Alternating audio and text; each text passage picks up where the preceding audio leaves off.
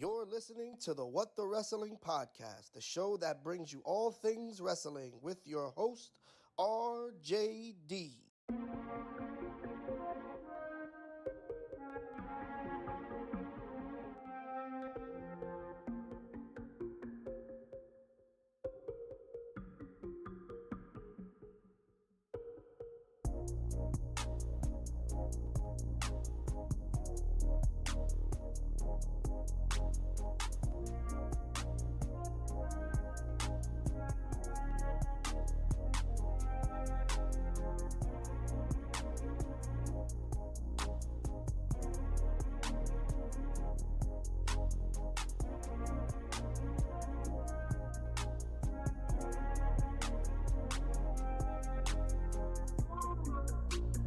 Oh, you already know what time it is. AEW coming to you live from Rochester, and we are here to review Dynamite. But before we do, as always, check out my socials. That's right, follow me, RJD underscore 199 on Instagram, RJ699 on Twitter, RJD 199 on Snapchat. Most importantly, follow What the Wrestling on Facebook and YouTube and TikTok. Follow What the Wrestling on Spotify and Anchor. Let's get into the review. Let's go.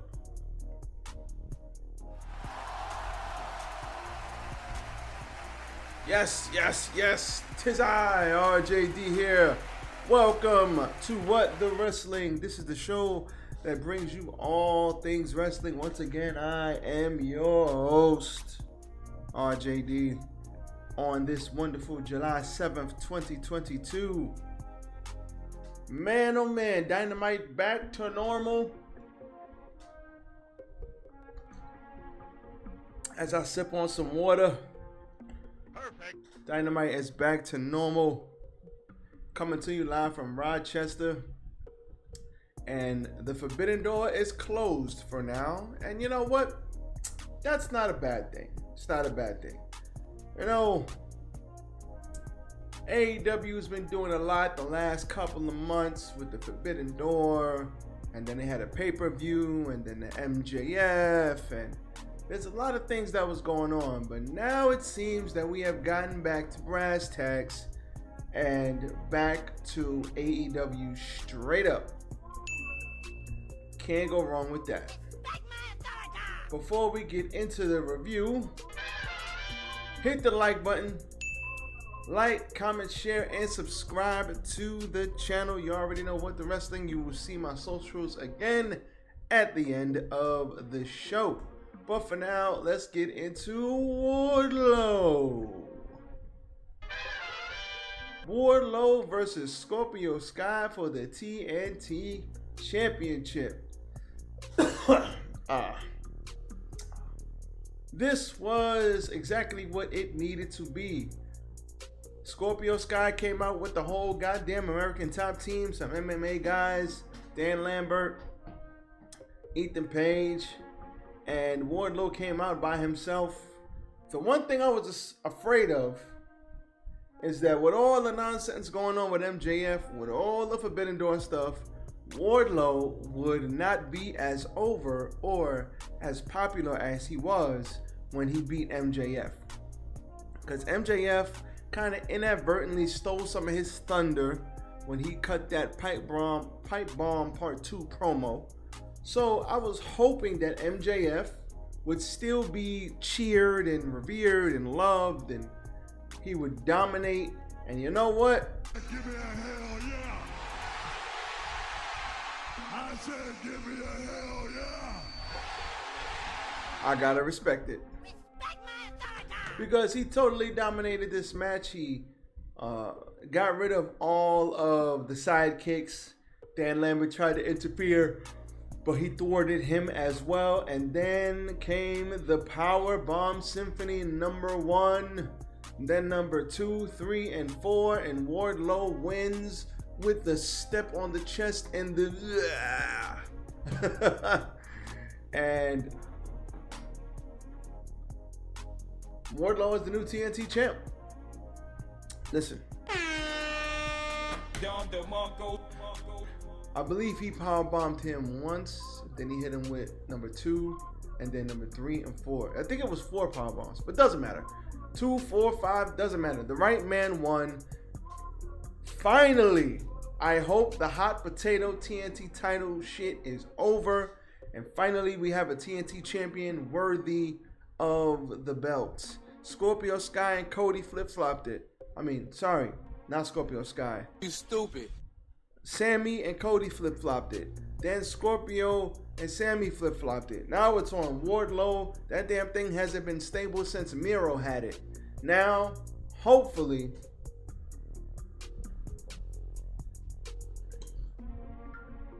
excuse me, sorry, I gotta stay hydrated over here. Hopefully this title will come back to prominence. It is said that the man makes the title does not make the man. Well, this title on Wardlow is a good look. Regular match, great TNT showing. Scorpio Sky was banged up. Hopefully he could go take some time off, and there will be other opportunities for Sky. And Wardlow, this will not be the last time Wardlow holds gold in AEW. But for now, Wardlow is our new TNT champion, and I love it. There was multiple Brody Lee point outs on this show, and I love that.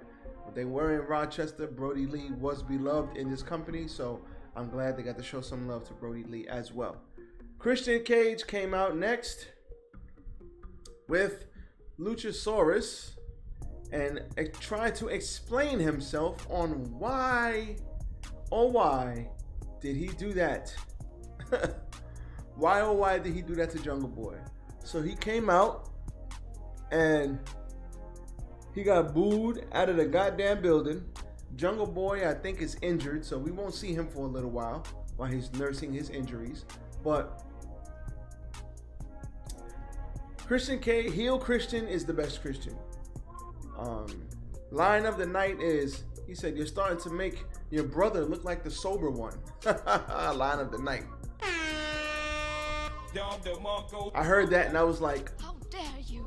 I don't know if I like that. But you know what? It got some heat. Oh, these people were pissed.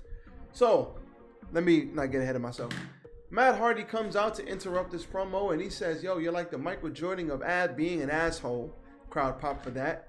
And he said, "Listen, I've done things that I'm not proud of. I used Private Party and the HFO. I used all of them. I feel bad about it. But you used Jungle Boy and then you concertoed his ass. Now he's hurt." And he said, "Listen, you're starting to make Jeff look like the sober one." So that was a rough line. And then he said, "You can't stand it when your name isn't in the headlines more than 2 seconds." Because Christian said, Matt Hardy, he said, "You're doing it all for yourself, just like me. So don't pretend like you're better than me." And you know what? Respect my authority. For Christian, Damn, son, where'd you find this? we are only touching the surface of the great heel promos we are going to get from Christian Cage. Matt Hardy ended up attacking Christian. They had a fake fight, and then Luchasaurus got involved and chokeslammed Matt Hardy through a table. So we're probably setting up for a Matt Hardy Luchasaurus match. Do I want that match? Gotta be honest. Nope. I'm more interested in Jungle Boy, but you know what? It's okay. Let's give Jungle Boy some time to heal up. Let's give Luchasaurus something to do. Let's give Matt something to do. They can have a nice little match, and the right man would win, which would be Luchasaurus. So this was great. This was also great. Then we had Keith Lee and Swerve Strickland, Swerve in Your Glory, versus the Butcher, the Blade. But before that, we had this cat backstage, and he's trying to get people to write a petition so Swerve could get kicked off of Dynamite. Keith Lee said, I am not signing it. And yes, there are trust issues, but you know what? We're still winning. And he's still my partner. So, respectfully. Get the fuck out of here! And then he went on to do his match. So, this was good. I thought it could have been better, honestly, but it was a solid match. Nothing bad about this match, but you know, Keith Lee and the Butcher going at it, I thought there would be more there, but I guess they didn't quite get right. And Swerve had a couple of hiccups in this match. There was one where he totally tried to jump over backwards hurdle the Blade, and he landed right on his head. He literally couldn't hurdle him, or he could, but it was mistimed, so that sucked. And then there was another mistake that Swerve made in the match. You know, rough day at the office. Shit happens. It was just a little off. You know, the chemistry was a little off. And sometimes that happens. So we're not going to crucify these guys. All four of these guys are fantastic professional wrestlers. So shit happens. And that's okay. It was a little off. But they recovered nicely. The power bomb, basically the cave in, jump on your chest power bomb spot Keith Lee and Swerve do. Tag team finish was the end of Butcher and Blade, but afterwards Team Taz came out, and boy, was Team Taz on fuego. They was on fuego. You've activated my trap card. Because Ricky Starks was going off. I mean, that brother was turning red. He had this vein coming down right in the middle of his head over his eye. He was like, you guys think you're better than us? I'll kick your ass right now. I'll kick your ass right now. He was like, let me at him. Let me at him. Oh, man. That brother was like, I will kick your ass right now. He was going off. And you know what? I ain't mad at it. But I was like, let him fight. Let him fight. Let him go out there and fight. But basically, he was like... Oh, he was going off, man. Ricky Starks is fantastic. But afterwards, he was angry. He was doing all of this extra stuff. But who comes out? Who comes out but... Surprise, motherfucker. The Young Bucks. Because Ricky Starks said, we will prove to you we are the best tag team in the world. And the Young Bucks music came on and they said, hey, cue our music. He was like, we built this damn company. He was like, that was a cute little match you guys had. Everybody's eating good.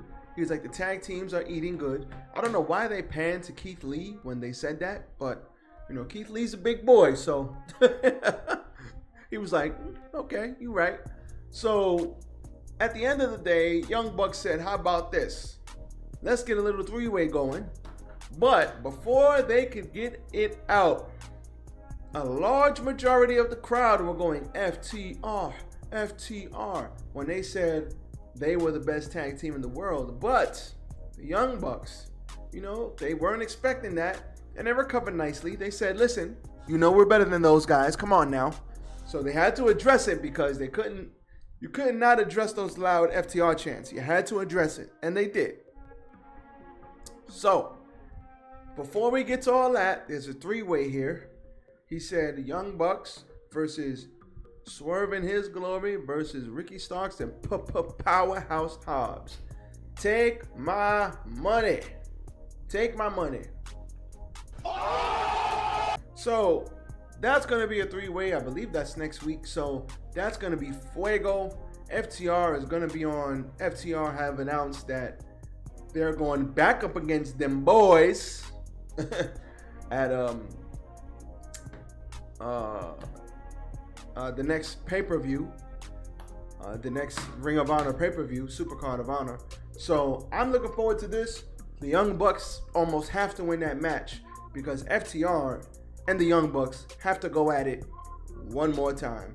So after that, we had a Malachi Black promo saying that he envies Jon Moxley because he's about to go into a brutal match with Brody King. Good stuff here. So, excuse me. My allergies are out of control. So, afterwards, we had a promo. We had an in-ring promo by Eddie Kingston. And Eddie Kingston is maturing, so we'll give him that. Halfway. He's maturing. He said, listen, I congratulate everybody who was with me on Blood and Guts, even Claudio. I even congratulate him. Listen, I'm maturing. We're doing that. And he said, listen, you made me a liar. I didn't get to taste your blood. And he basically went on and said, this isn't over between us. You're a wizard. I'm going to kick your ass. But the JAS had something up their sleeve. They were in the back in front of a limo with Ruby Soho. And Jericho said, you know what, Eddie? We've got a surprise for you. And it was like, Surprise, motherfucker. Ruby Soho's back there. She said, and he said, get him, Ty. Next thing you know, Ruby Soho slowly puts her arm in the way of the door so that Ty Conti can slam the door on her arm, and then she could go,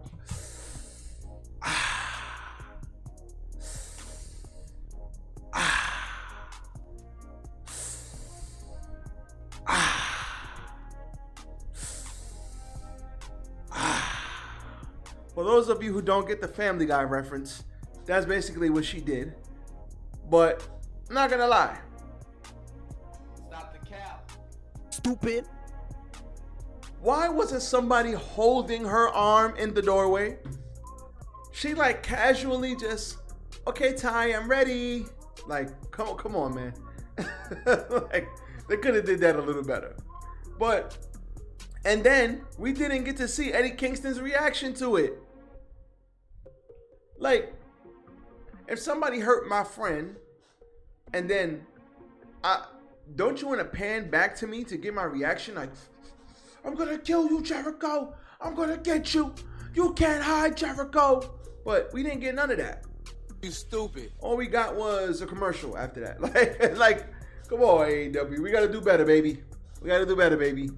So listen, I'm glad that they got that they did the whole angle. It's nothing wrong with the angle. Not like anything we haven't seen before. And they're really bigging up that Ruby Soho's cool with Eddie Kingston. But come on, y'all. Y'all gotta do better than that.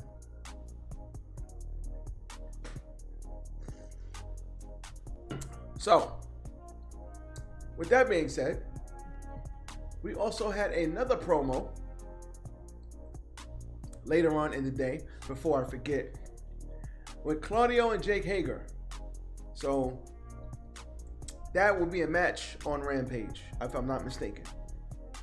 Let me throw that in there. Then we had a Dark Order announcement.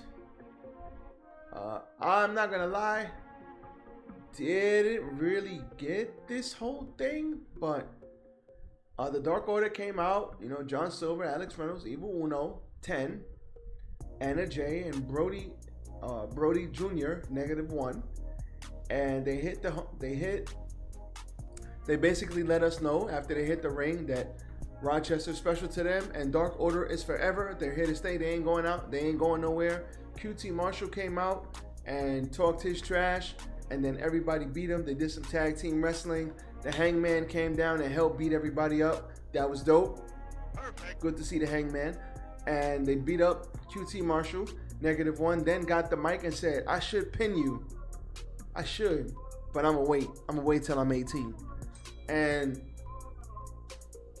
okay. And that was the promo.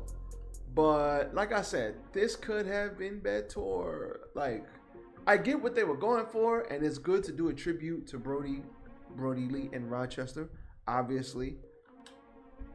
But I just didn't like the segment. Like, I was waiting for the punchline. I was waiting for something big to happen, but nothing happened. So, good segment, but I guess I was expecting a little more. Then we had Penta Oscuro and his peoples, Rey Phoenix, and the little dude, I forget his name, but he's mad funny. And he versed Andrade El Ídolos, Roosh. Now, these two are fantastic professional wrestlers, but it's almost like, I mean, Roosh won after he demasked Penta. But listen, I get the whole, it's the most disrespectful thing you could do in luchador wrestling in Mexico. But we've seen enough of that. Can these guys get another way to win? I mean, if they're gonna cheat, can they cheat better? Because I'm tired of seeing Penta get demasked, Phoenix get demasked. I'm tired of that shit. Like, it's like they do it in every match now. They're doing it too much. Stop taking off the mask and get more creative. If you don't want him to lose clean, then find another way to do it. I'm tired of the taking off the mask shit. It's annoying. Like, dude, you gonna do this shit in every match? Oh, Roosh takes off the mask. Oh, Andrade takes off the mask. Oh, Roosh takes off the mask. Like, come on, man. So, if I'm not mistaken, Jim Ross was on commentary for the second hour of this show. I like the fact that they bring him out for the second hour. He's refreshed. He's not tired. He's out there doing the color. He's more of a color guy now, but one of the best announcers, if not the best in the history of the business. But I'm glad that they give him some time to relax and they bring him out later, because he doesn't get tired and get grumpy and all of that. Because JR be getting grumpy on. JR is at the stage of his career where he gives 0 Fs at all. He don't care. So it's like, if he don't like something, he gonna let you know. I don't like this. This sucks. So I love that. I love the fact that JR don't give a shit. But that's cool with me. But that was that. We had a Ring of Honor Death Before Dishonor pay-per-view, July 23rd, coming up. Smart Mark Sterling told Orange Cassidy him and Tony Nese are going to have a fight. And if he wins, he signs the petition to get Swerve out. If he wins, he doesn't sign. If he wins, he signs. He's fighting Tony Nese. Tony Nese is probably going to lose. So yeah, there's that. Then we had the Acclaimed and the Gun Club versus Bear Country, Leon Ruff, and Fuego del Sol. Now, the biggest travesty in the history of wrestling happened. Emotional damage. Max Caster came out, yo, listen, yo, and the Ass Boys took his mic. Get the fuck out of here! They took his mic. Damn, son, where'd you... Stop the cap. How do you take Max Caster's mic? You better let that brother spit his bars, bro. What's wrong with you? I wanted to smack fire out the TV screen when I saw that shit. Taking Max Caster's mic. I want to hear that rap. He got real heat for that too. He got booed out of the building. Best part about this match was the end. Austin Gunn selfishly tagged himself in and scored the victory. Oh, my allergies are killing me. If I sound a little crazy on the mic, it's allergies. Don't mind me. That's why I'm drinking all this water. I'm hoping it'll dilute. I need a shot. A shot of something would kill these allergies right now. But anyway, after he tagged himself in, took the victory for himself, Daddy Ass was chilling and he was trying to calm everybody down. And then he kicked Max Caster in the face, gave the famous her to Bowens after Bowens was like, finger me, Daddy Ass, finger me. And he got the Fame-asser. And that was all she wrote for the Gun Club and the Acclaimed. The Acclaimed are now baby faces. The Gun Club are heels. And it was fun to see them all get over organically. But now comes the fun part. The feud. And hopefully out of this, the Acclaimed or the Gun Club will be better thereafter. So good for all of them. This is dope. Moving on, we had Thunderstorm versus Nyla Rose and Marina Shafir. This was alright. We had a tag team power driver win by Thunderstorm. I like the tag team name. I like Tony Storm getting on his TV time. I like Thunder Rosa getting all this TV time. Nothing wrong with that. Marina Shafir got some work in. Nyla Rose got some work in. This was a fine match. Cool with me. Cool with me. Excalibur hinted that a new shirt for Thunderstorm would likely be in AEW shop soon. So, more merch. Can't go wrong there. Daniel Garcia then cut a promo on Wheeler Yuta at Ring of Honor before Dishonor pay-per-view. So, Daniel Garcia versus Wheeler Yuta on the Ring of Honor pay-per-view. That should be fantastic. Then we had our main event of the evening. AEW Interim World Championship match. Jon Moxley versus Brody King. William Regal said that Brody King was a dangerous challenger. Bigged him up on commentary. There was a promo earlier in the day by Jon Moxley. He said anybody who goes up against the BCC, the Blackpool Combat Club, is going to be in for violence. And the BCC versus the House of Black, nothing wrong here. Brody King dominated early because he's a big fella and he was throwing Moxley around. Even during picture-in-picture, there was a picture where Moxley's boots were just like, the camera's here and all you see is Moxley's boots down here, which means he was upside down. That was funny. Every time Moxley tried to come back, Brody King cut him off and was beating the holy hell out of him. Moxley he got Moxley into the ropes with a cannonball. A cannonball by Brody King has to suck. I don't know what sucks more, that or the hip attack by Tony Storm. Man, vicious. So Moxley eventually hit the paradigm shift and added the bulldog choke for the. Brody King didn't tap out; he passed out. So protects Brody King. He did escape, but like I said, Moxley reapplied it, and Brody King he had nowhere to go. He was nowhere near the ropes, and he just was like, he was like, looking like a zombie. So that was all she wrote. That was the match. That was literally it. Like I said, William Regal on commentary with Taz, Excalibur, and Jim Ross was great. King chopped Moxley and dropped him to his knees in the beginning of the match, establishing his well-deserved dominance. Brody King is a big lad, and like I said, Jon Moxley had to really fight. He had to really dig down deep and fight for that win, and there's nothing wrong with that. That's excellent. And that was your AEW Dynamite. This was a good show. It felt like it was missing a little something.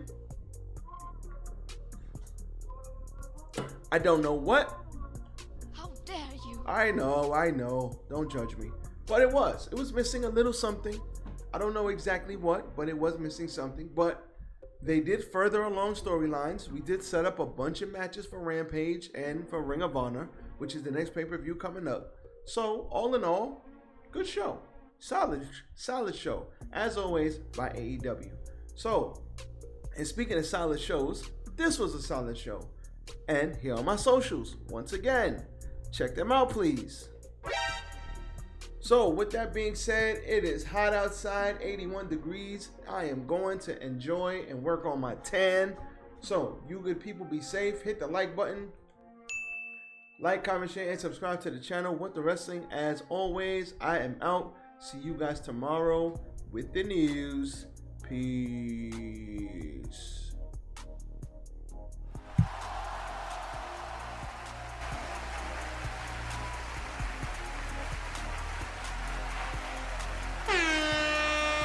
Dom the Mongo.